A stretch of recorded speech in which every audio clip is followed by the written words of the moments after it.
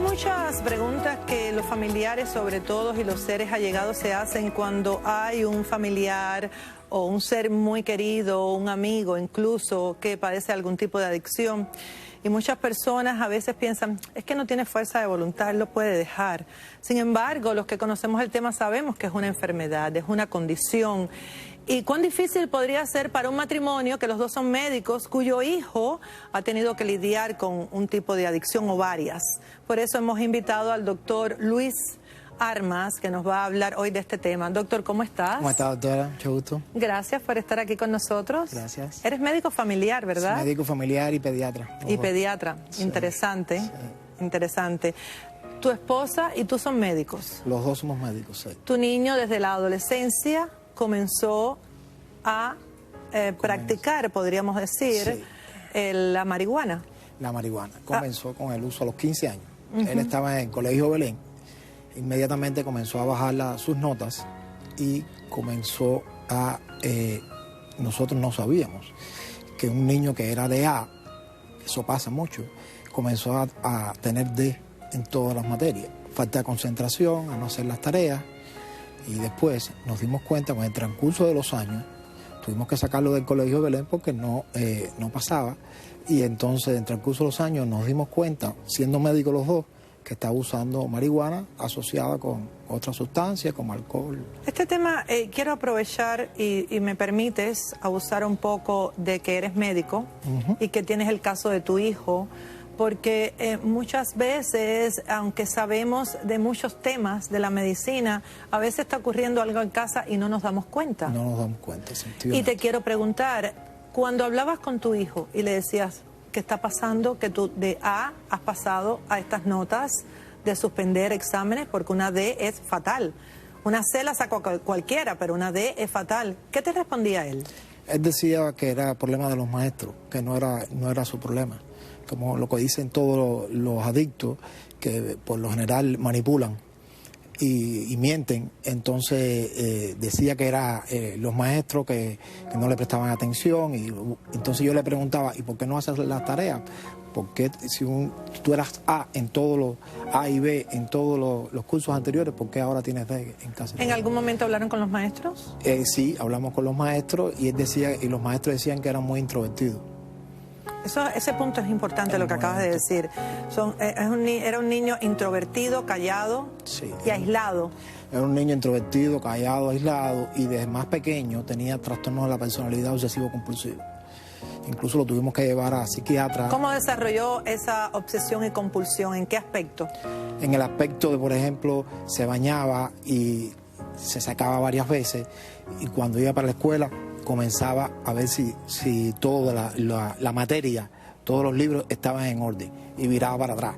No, los libros no están en orden, y volvía otra vez, los libros están en orden. Entonces... Sí, porque hay una diferencia entre ser organizado y planificado y ser obsesivo-compulsivo. Es como que pierdes un poco la noción de lo que es el exceso de algo, de una vertiente, o el exceso de limpieza, o el exceso de orden, que no estás seguro y vuelves a hacerlo. Y vuelves a hacerlo. Eso es la parte obsesiva-compulsiva. Volviendo al tema de la droga, ¿cómo te diste cuenta que estaba practicando marihuana? Me di cuenta porque comenzó ya a dejar de los amigos que tenía, comenzó a andar con amigos que no eran afines a él, a estudiar.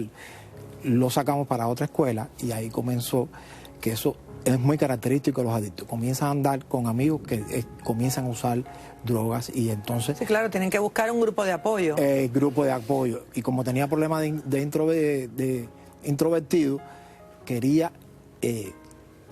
aumentar, o sea, la presión de grupo también lo llevó a él a... Para muchos adictos la marihuana es el comienzo, pero de ahí vienen otros tipos de drogas que comienzan a consumir. ¿En el caso de tu hijo sucedió así? Sucedió así, sí. Él no solamente usaba marihuana, comenzó a usar alcohol y medicamentos, Xanax, y eso también le provocó... ¿Dónde conseguía los medicamentos, doctor?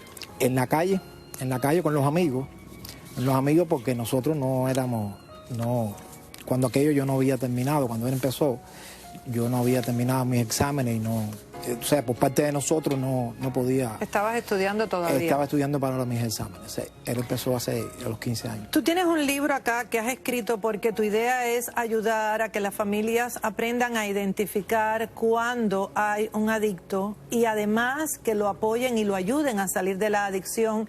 ¿Y por qué tú planteas la adicción es para toda la vida? Y además, gracias a Dios, tu hijo ha salido de la adicción y no ha tenido recaídas. No, lleva 6 años de recuperación, gracias a Dios.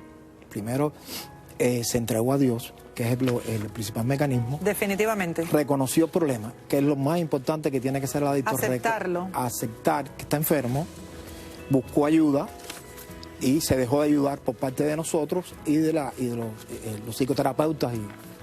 Aquí tengo este libro que tú has escrito, doctor, que de verdad que se llama Puntos Básicos de la Adicción a Drogas y al Alcohol, que puede ayudar a muchas familias a reconocer y a identificar precisamente qué está pasando con esta persona, que lo notamos cambiado, porque eso es lo primero que de verdad comenzamos a notar.